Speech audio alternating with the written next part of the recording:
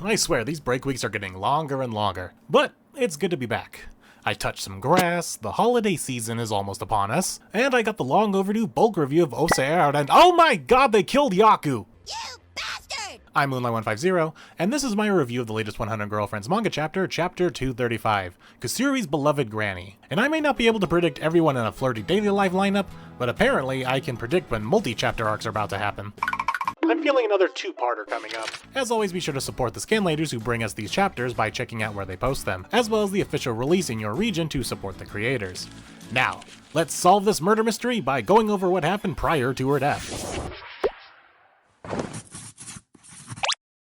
We're up bright and early this morning with Kusuri as she awakens in her 18-year-old form, an abnormality of the lore this series has told us so far because, if you are new here and don't have every chapter seared into your brain like I do, she is normally only able to get into her 18-year-old form after drinking the negation drug, and it lasts only around 10 to 20 minutes. So waking up in that form shouldn't be possible unless she's drinking it in her sleep. Oh, never mind, everything's back to normal. Though that appears to be happening to everyone in the Yakuzan family, as it seems their failed immortality drug is, well, failing. Another lore reminder, the drug that Kusuri made that turned everyone in her family 8 years old was an incomplete version that worked, but turned everyone 8 years old in appearance. And now we're seeing the incomplete part of that incomplete immortality drug, as it's causing all kinds of side effects. Though none is being hit as hard as Yaku, who has now unlocked Ultra Instinct mode. And that's when it dawns on Kusuri. It's not really a big immediate deal that the rest of the family is popping in between various age ranges, but the reality that her immortality drug is failing is hitting Yaku the hardest, which we all know what that means. After school, Rentaro decides to check in on Kusuri since no one has been able to reach her, and more than likely she skipped school that day. This is where we learn from Mama Yakuzen that most likely due to the vast differences between her actual age of 89 and her body age of 8, the failing of the immortality drug is hurting Yaku the most, and that she is aging rapidly back to her original self rather than popping between ages like everyone else, which is putting a massive strain on her body. Rentaro wishes to see her, but Mama Yakuzen says she would rather her sweetheart not see her in such a state. And it's honestly kind of sweet from someone like Yaku to outwardly refer to Rentaro as her sweetheart. Mama Yakuzen would only use that if she heard Yaku actually say that, so that's kinda sweet. So instead of seeing Yaku, Rentaro decides to check in on Kusuri instead. We see Kusuri toiling over experiment after experiment trying for a quick fix. Not to suddenly perfect her immortality drug like she's been trying to for so long, but to basically put a band-aid on the situation of everyone's state constantly being in flux. She then notices Rentaro has come over but kind of brushes him aside to keep on working. Where we also learn that she hasn't eaten all day because she has been working since, well, she woke up. Cut to a flashback and we see the weakened state of Yaku,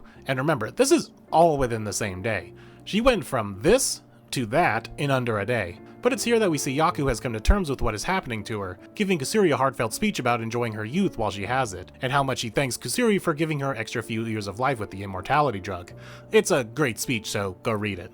This is where we see Kusuri's selfish and immature side. Instead of accepting that Yaku is ready to go and how appreciative she is of the life that she has lived, Kusuri dashes off to go back to work, refusing to accept that she'll ever be away from Yaku. This is when we get back to Kusuri dropping the bombshell that due to the way the immortality drug is fading, and the way that her age is rapidly catching up to her, she roughly only has 3 days left. And honestly, I'm surprised she has that much given how fast she aged in less than a day.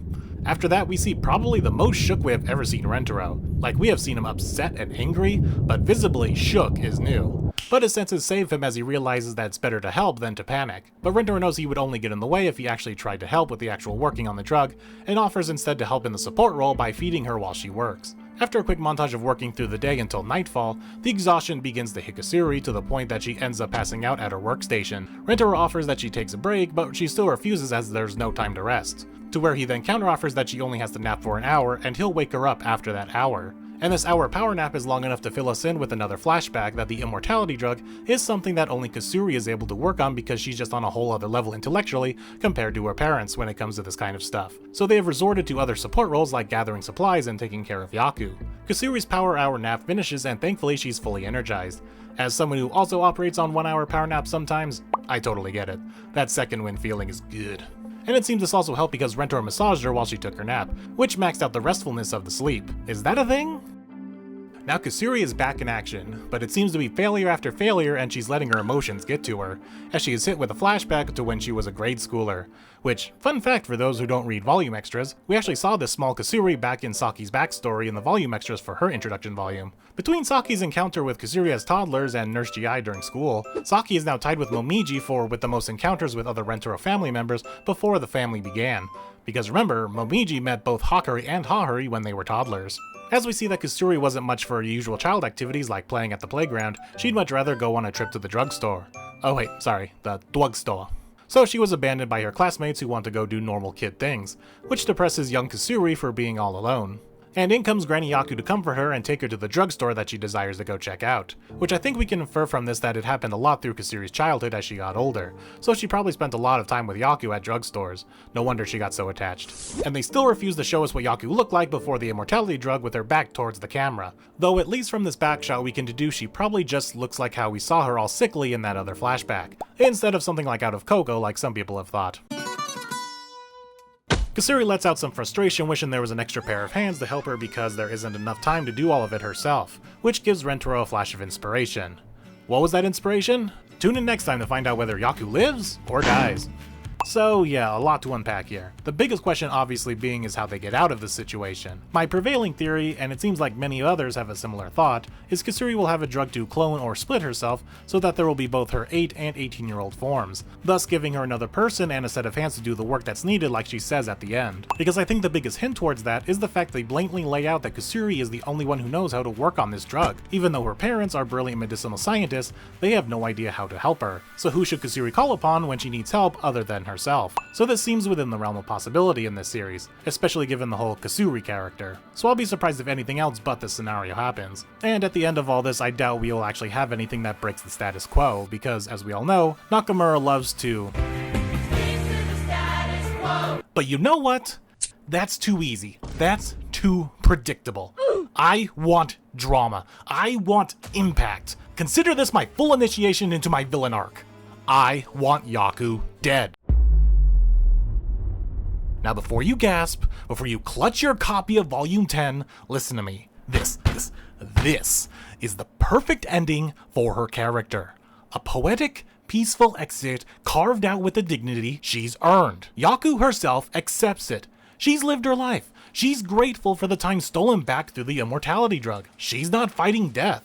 She welcomes it, and in doing so, she becomes the emotional detonator Kusuri desperately needs as a character. We are standing on the edge of something monumental, and I am done pretending that maintaining the status quo is the same thing as storytelling.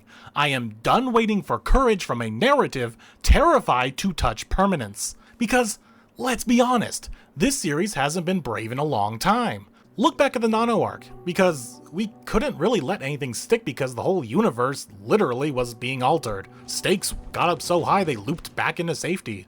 But Yaku? Yaku is 89. Mortality isn't a threat. It's the natural order. It's the circle of life demanding to be acknowledged. This is closure. And with her passing, we finally break open the character development Kusuri has been denied. Remember when 18-year-old Kusuri actually acted her age? When she had nuance, maturity, a voice unique in her older form? So. And then gradually she became nothing more than an 8-year-old stretched over an adult frame. As I remember, this is how we reclaim her. This is how we force change. And doing the splitting of two Kusuris, like I mentioned earlier, is the best way of having two different acting Kusuris again, while also not affecting the title of the series by replacing Yaku with another Kusuri. Many fans refer to the Hanazono Mansion arc of Volume 3 as a turning point in this series, myself included, where events are labeled to as before and after the Hanazono Mansion arc, and this is how we initiate another one. So now we'll have another turning point in the series before and after losing Yaku. Say it with me now. Kill off Yaku, split the Kusuris, and shatter the status quo. Because if this story truly wants to evolve to keep surprising us, then something big needs to happen. And losing Yaku, heartbreaking as it may be, is the boldest, cleanest, and most transformative move the narrative could make right now. I've been Moonlight150, and I will see you all next week.